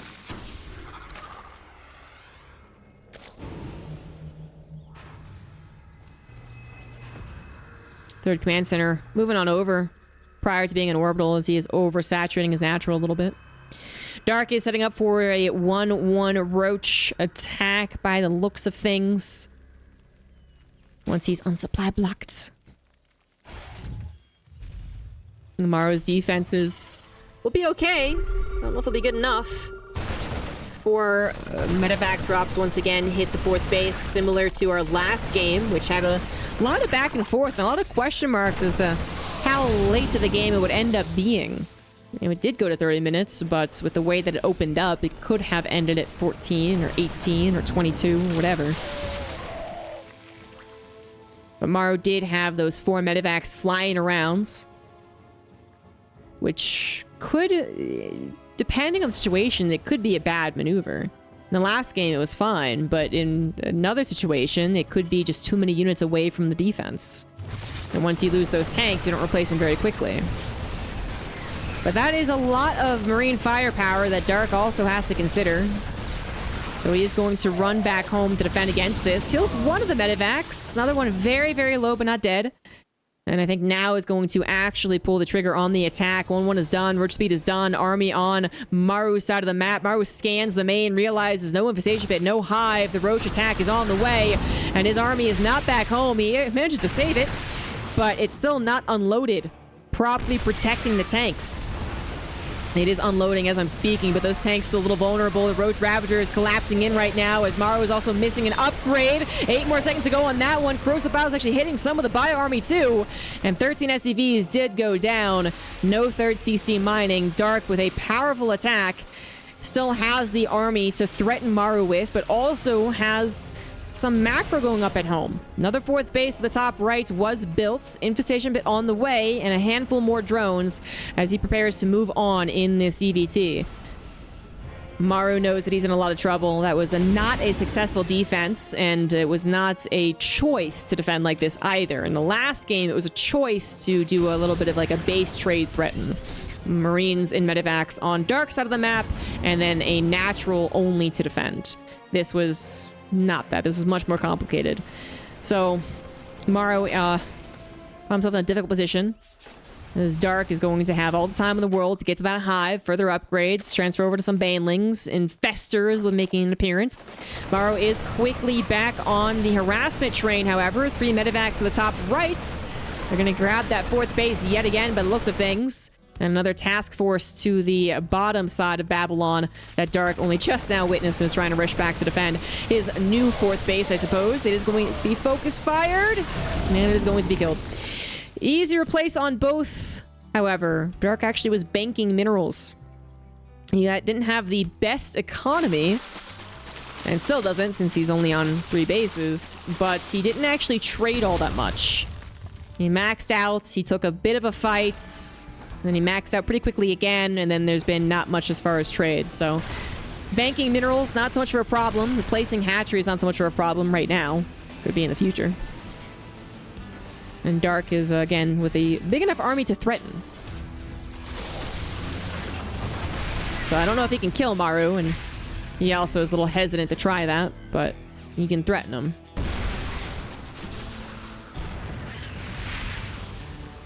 Repair does cost minerals, just a reminder, so that's very annoying for Maru to have to repair. We've got all the upgrades on the way as Dark not only is moving on to some banelings, but also Burrow, 2-2, 1, 3 evolution chambers at work right now. Vipers, metabolic boost, finally. Maybe he might have forgotten about that for a little bit. I certainly did. And his hatcheries might actually finish. Maybe. This one is going to get mining, I believe. This one also looks like it will be properly defended as Dark is no longer trying to engage on Maru's side of the map. He has split his army 50-50 to defend either sides of the map, making life a lot easier. That also makes life kind of easier for Maru. I mean, the drops might not have gotten further 4th bases, but they did just buy him some breathing room. And he even feels confident enough to move out. Now, he is not maxed out. And his +2 attack is still about 30 seconds away from finishing. Dark's ready to go, man. Dark actually could take this engagement. However, if he doesn't right here, right now, those tanks will get sieged up on the high ground, and that is a brutal position. Dark might have been too late to the party. Too late, realizing Maru was actually doing a push out, and now that 4th base is once again going to be killed. But this time around, this top right one seems safe to me. Dark not just evacuating the base, but also initiating his own counter-attack, his own run-by. His speed finally kicks in. They do have that +1 melee at the very least. Adrenal Gland's not quite yet done. Roach, Ravager, Infester, Viper, Baneling. Powerful composition. Maru's positioning is powerful, but it's not quite the same late game type of army, and it absolutely needs to have the tank siege to take a good engagement. Did that command center die? Yes, it did. Why did it die? That was a +1 melee lings. No. Maru clearly focusing on the attack more than his base. Is back at home, is now officially all in, although that third base was not a whole lot more.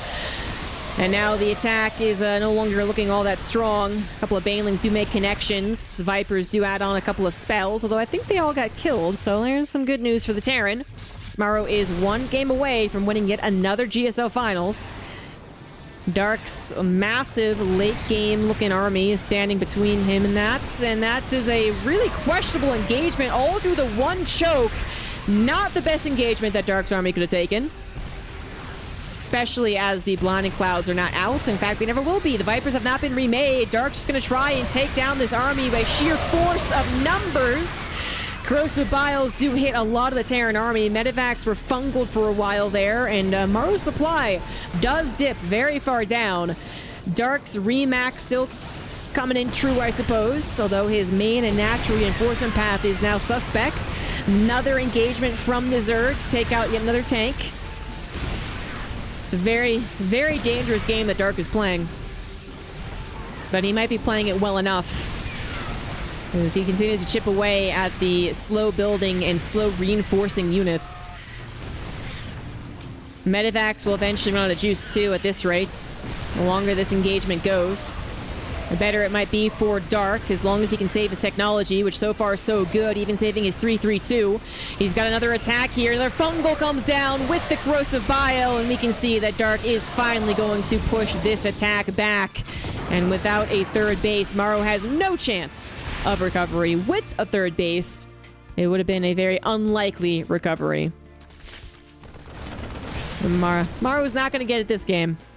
But he's got two more to fall back to. GG. Dark. Bringing this to a 3-2 series.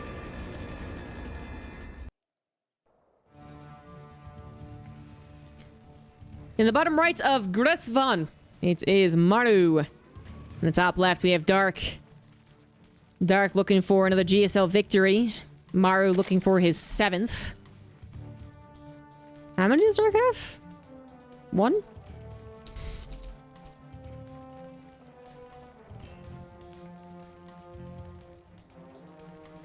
I don't know what's the easiest place to look this up, actually. Maybe I could look up GSL number of gold medalists. No, what? GSL music track list? People recorded that? I guess they did. Oh yeah, yep, this was the easiest one.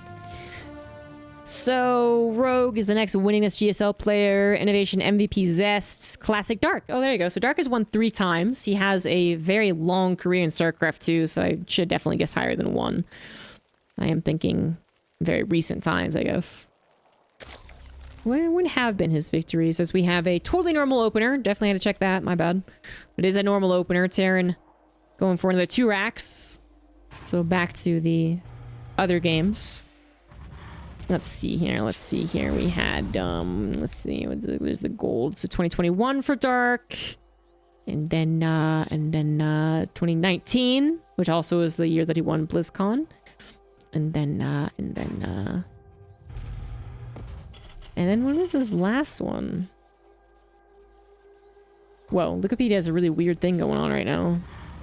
2015 Global StarCraft 2 League Season 2, 1 through 24th is highlighted gold. That doesn't make any sense. And then... Okay, I clearly missed one.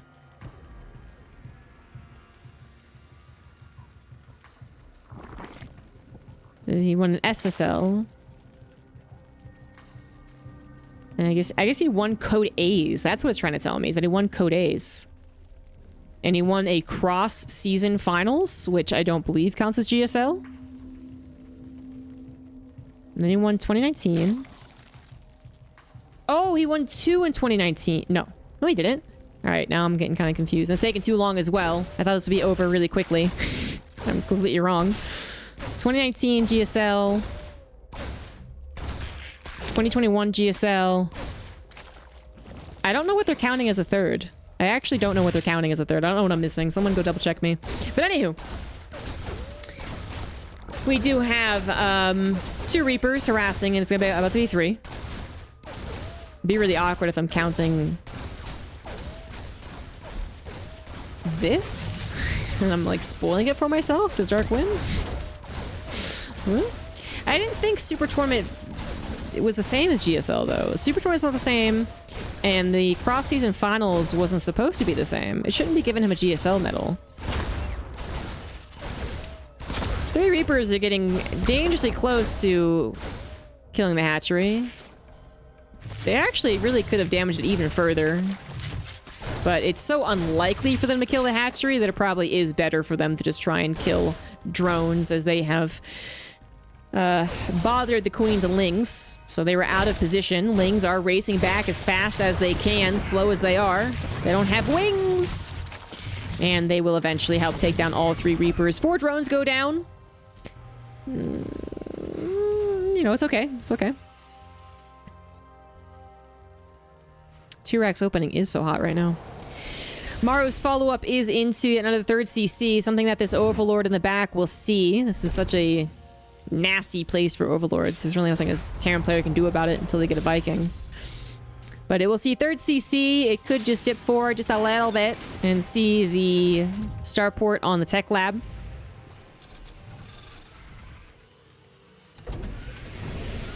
Another single cloakless Banshee opener, which didn't do very much in the last game, but is still a part of the build.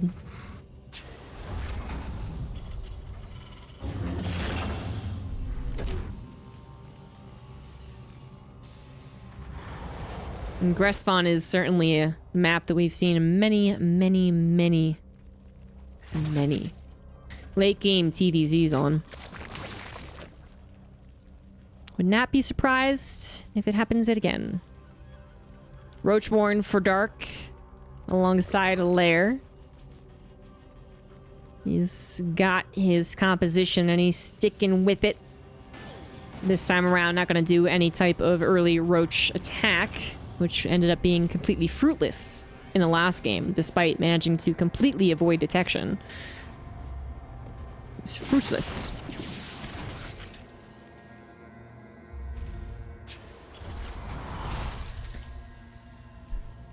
Maru was able to win with a similar opener very easily in game 2. It was probably the least interesting out of all of the games. I'm hoping it doesn't end in a similar fashion here. It really shouldn't. So the Banshee looks to grab building 4th base and now needs to go into those drones. Spore Crawler off to the side. Just a little bit means the Banshee only has so much room to play around with, but almost grabs 2 drones. Just, wait, was that 2 drones? It was 2 something.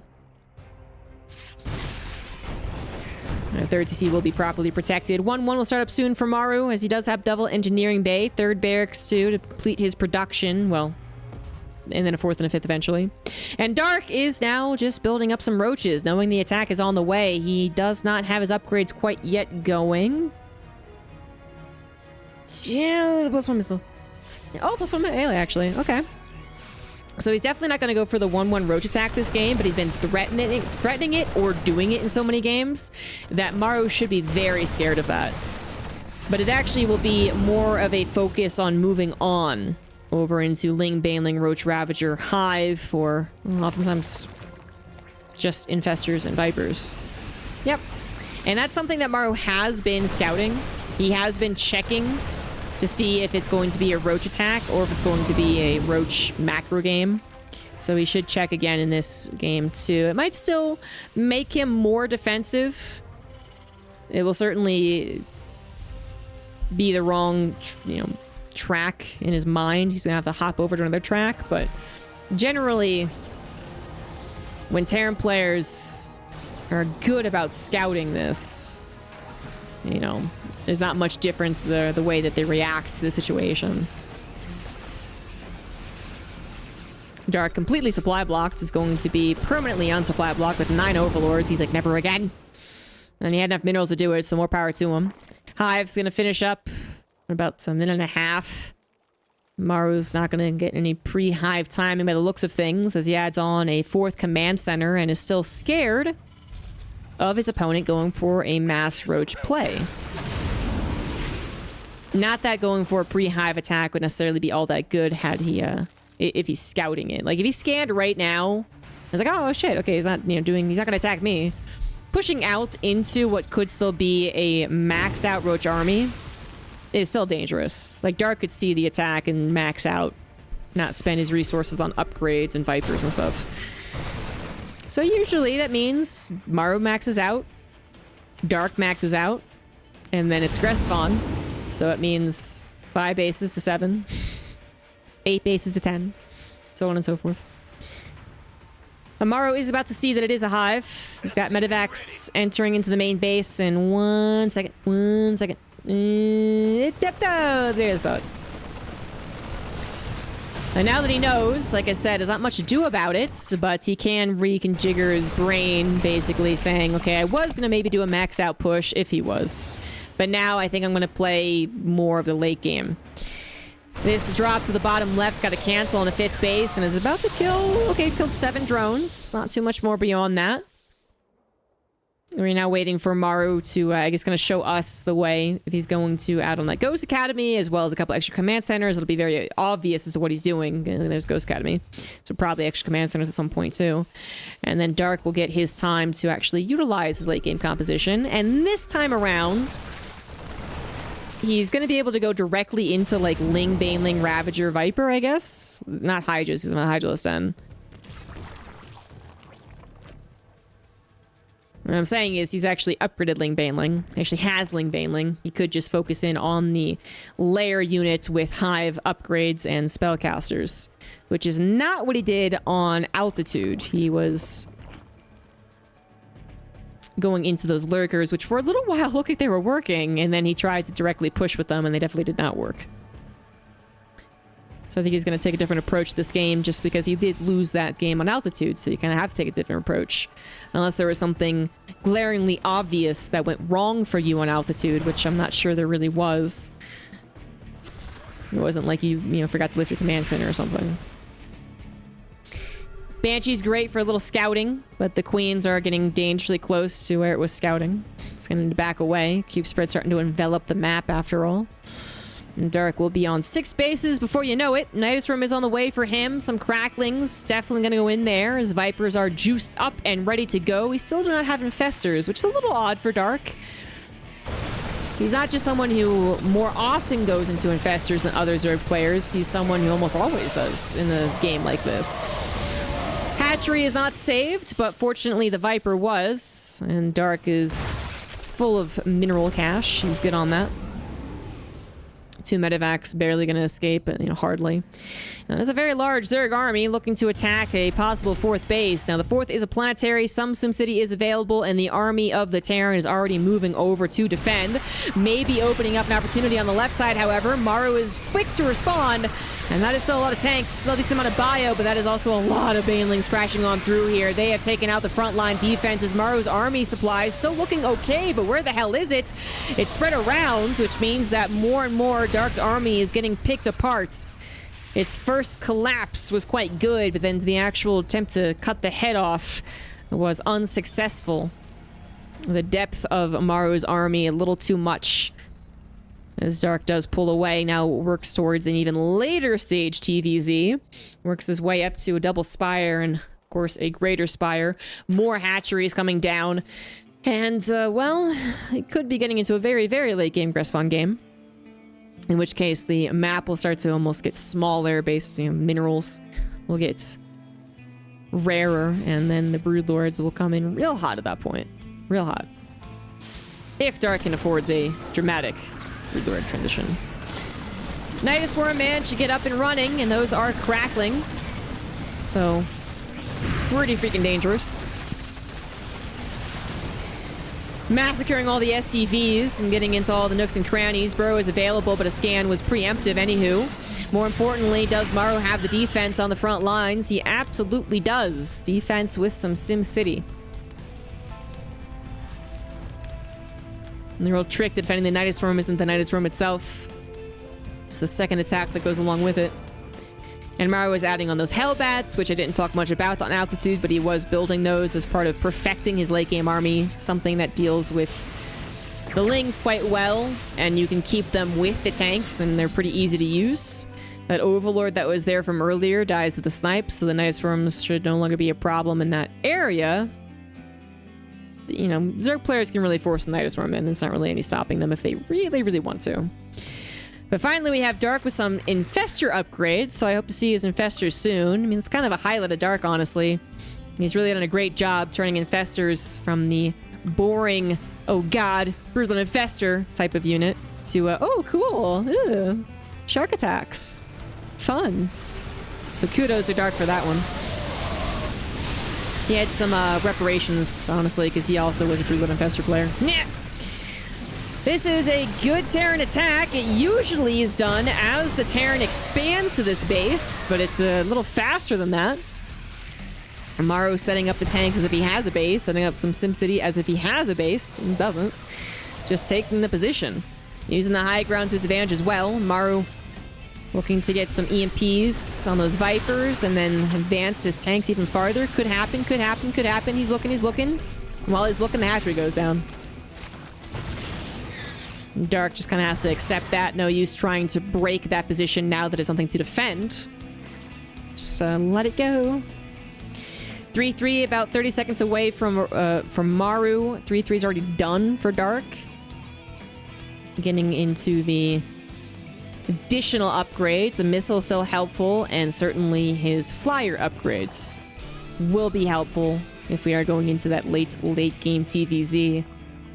Or I'd say a lot of the times it's two of the best late game armies combating each other at this location. The one we're watching right now.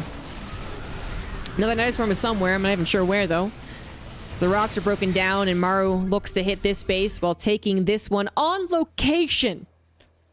Well, if they can get away with it, then get away with it. But I seriously have no idea where that Nidus Swarm was. I guess it was... maybe it popped and got immediately killed is what happens. That makes the noise, but... doesn't actually do anything. The army of Maru might not be in the absolute best position. However, it looks like it was good enough to tackle Dark, so actually it was totally fine. Wow. I was thinking it wasn't in the best position because nothing was properly protecting his tanks, but the tank depth, once again, very good. Ghosts also on the right side of the engagement, I would argue, and so the bio on the left, while most of it did get sacrificed, more expensive, slow building, yet still very useful units end up being able to advance forward, and Maru was able to replace the bio rather quickly. So Dark thought he had an opportunity. I certainly do not blame him, but it was not actually there. And as such, his bottom left base seems to be a goner. As he decides that is the case, he moves up to the top right, take down the defenses of Maru. A couple of tanks were left by, more than a couple actually. There's 5 tanks that could be going down, as well as this would-be planetary. And this actual planetary, as Banelings explode on the SCVs, Lings might just be able to take down the rest thanks to being cracklings. And the building armor not quite done. It's actually going to be saved. But 15 SCVs go down, the command center did fall, and, well, we kind of have a resets. As Dark did take this base back again at some point, and Maru takes this base to the 6 o'clock instead. Both their supplies still quite even, but it's actually a Terran player who has the bank. That's a bad sign. Their supplies are even because they're both maxed out, by the way. But it's Dark who, I guess, did just use most of his bank to build 8 Broodlords, to be fair. But it's still not exactly a great sign as he loses yet another base. He is on now, well, like 3 base, 4 base mining still, which is definitely not bad. But just as far as remaxing could be in question, and there's no guarantee the Broodlords will do the job. No guarantee whatsoever. Ghosts are still good against Broodlords. Usually the Broodlord transition happens as the map has really gotten much smaller than this. So it's only a few bases left over to mine, not, you know, the 8 or whatever that still has mining left over. And then it's also a very sudden and drastic transition. So Broodlords perhaps even being hidden for a while. So suddenly 16 with 1-1 in the air and +2 on the ground, or +3 on the ground actually, appear. And then the Terran's like, oh shit, and has to try and figure out how to deal with them. It's a slow burn, a slow build up into Broodlords, gives the Terran a lot more time to not just get the correct composition, which might include Thors, and definitely does, but also to get their ducks in a row mentally. Kind of be like, okay, this is where I want to be, this is what my units are going to be in order and layering, and yeah, they're just not as intimidating as if this was suddenly 20 Broodlords. They will have some decent upgrades, +3 on the ground and +2 when they fly away from the Broodlords. That's pretty freaking good. Maru's upgrades are also quite good, getting up to +3 attack, so keep in mind that's going to affect the Thors, as well as the +1 armor for the mech. His bio has been long, fully upgraded for a while. But the mech is actually also ready to tango with the late game Zerg. So we have the attack on the Thors, and some of the armor as well to help against the little damage that Broodlords do. There's many damages, but it's little, And even some transformation servos finally being upgraded to help those Thors, as well as perhaps the Hellion Hellbat run-bys if we have more of them. The later the game goes, the more the Terran army does become basically mech. Spooky mech with ghosts. Both of them have continued to combat the, I don't know what bases they are, but the 6 o'clock and the 12 o'clock bases have both just like never been settled for either player. And while Dark had temporarily a very low concerning bank, he has managed to rebuild it. Haven't had an engagement so much. We might be having one very, very soon. Infestors getting the fungals while they can. Broodlords actually still on the south side. Might end up being a good thing. I hear it in assimilation successful, but I wasn't sure on what. I don't think it was anything super important. It might have been on a ghost, but then if it was, they did not get the friendly fire EMP. Someone tell me what that assimilation successful was. Someone's gonna know right off the top of their heads. The ghosts are not being taken care of as well as they could be, should be, would be. The Broodlords are getting sniped, and the Infestors are running low on fungals as plenty of ghosts are still available. With energy, Parasitic Bomb does go down, but now the Vipers are taken down as well. And now Dark is really only on a 10 Broodlord army. That's just not very good. It is not good. Thor, thank you guys. It was the Thor sound effects, which I guess didn't end up really resulting in very much. Maybe it did die, but clearly that push looked stronger from Maru. He holds on to so many very valuable late-game units, despite Dark's attempt to counter them. The Infestors trying to get those fungals in. But there was a real dance, I'm sure I missed a lot of it, where the EMPs were threatening the fungals, and kind of vice versa, but not exactly. So Dark wanted only one Infestor at a time thrown out, but then that wasn't resulting in any ghost deaths, and then eventually the Infestors ran out of energy. They do have energy again as we head into perhaps another engagement, but I'm not convinced by the composition. I don't know, man. That's a lot of Banelings, actually. Which could clear out the Hellbats, and enough of them will kill a ghost, but they're actually not super efficient against this particular army. That's exactly where they're headed, over onto the ghosts. Maru is letting the Thors tank the front lines, and the ghosts run backwards. It wasn't just the Banelings that were getting those attacks, however. The Hydras and the Broodlords were getting a lot of free damage there, as the ghosts were forced to fully retreat. So that did work out in a sense. But Dark is, he also took some losses, and he also is trying to remax, and his bank is once again a little lower than Maru's. Maru has yet to remax as part of the problem. He also wasn't completely upgraded for that one, and not on the exact perfect late game composition, which again is basically mech ghost. He had some bio in there. Pacha. Now he's getting some more ghosts, because of course, and he's also getting some liberators with range. So that's going to add another complicating factor for Dark, who can't get close with his Infestors, and they do kind of help against some of the Broodlords, Broodlings, and they're just good. Lib's good, The armor upgrades continue on as well, making the Thors even feistier up against those Broodlords, and Dark is really dependent on his spellcasters to shine. That's usually what it comes down to. Spellcasters getting the spells cast.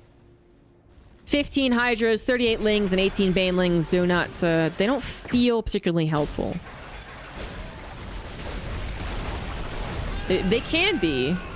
I'm not counting them out entirely yet, but right now this feels like the type of army that demands an equal answer. So all late game from Maru, all late game from Dark, actually. I know I talked about how Baneling Hydra is actually like a late game answer, but I'm talking late game here. I'm talking supreme late game. Then Dark probably wants to be more on like 25 Broodlords, 12 Infestors, and maybe Queens going for transfuses, but he has chosen his composition, or been forced into it either way, and it is not working. He does use his Baneling Hydra to instead run by, which I think is an excellent use of them. It's going to buy time, do damage, and maybe free up that supply for something better.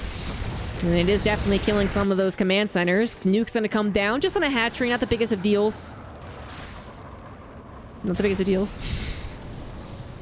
And Maru will also have to lick some of his wounds. He is starting to run low on actual mineable bases, as the freshest one is starting to deplete, and the freshest ones just got pushed away. And Dark actually didn't have to sacrifice too many units for that. I mean, the Hydra's still alive, running away. Maybe a good thing, maybe a bad thing, I don't know. I mean, it's ultimately a good thing, because Dark doesn't have the bank to change his composition anyway. So if it was 5,000 in the bank, then maybe those Hydras could be put to better use in the form of more Infestors, more Broodlords, more Vipers, I don't know. But there's not that bank, so Dark is really just gonna have to make do with what he's got. Maru's army is so freaking good, and the consistent denials, while having the more, the better resource trade, is eventually gonna lead to Dark's death. That's what's gonna happen. Maru, as a Terran player and a mech Terran player, is gonna have the more efficient resource trades, and Dark needs more bases, but he cannot get the bases up and running. And his army is almost as slow as his opponent's, so it's not really able to react or return the favor. That is such a powerful... That's the perfect late-game Terran army. It really is.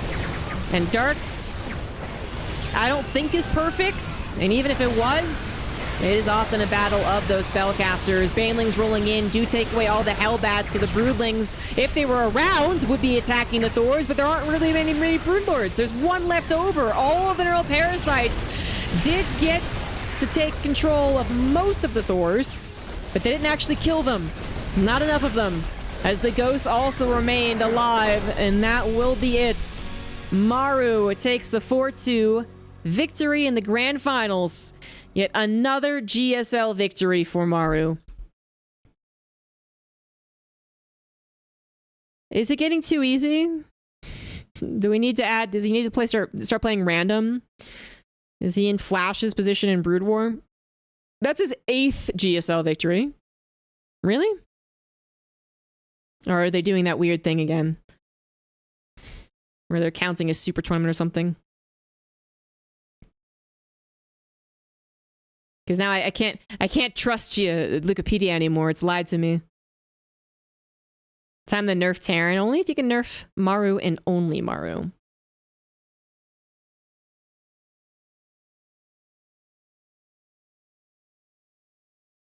That's either the 7th or the 8th actual GSL victory.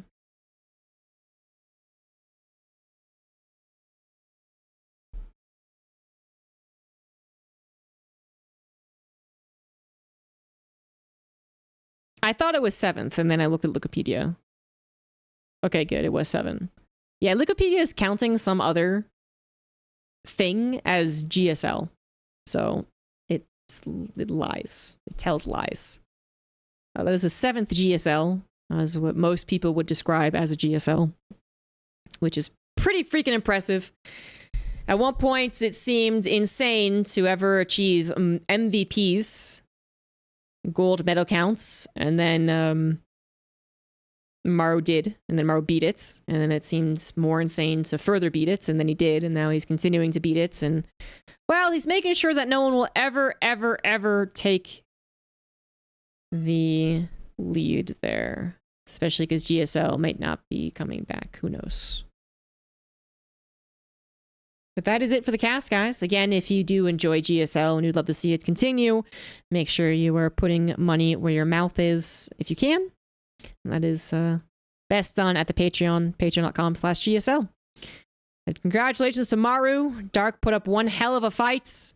and made some very cool games out of this best of 7 finals, but it is done. And we'll wait for season 3 starting up in, I think, a couple of months. So I'll be there casting every single series as long as they let me. And as far as the stream, I'll be back tomorrow, guys. The YouTube's out there. Thank you for watching. Please like, subscribe, follow, all the good stuff. But hope you enjoy the GSL coverage, and there'll be many more casts to come from the other regions. Bye.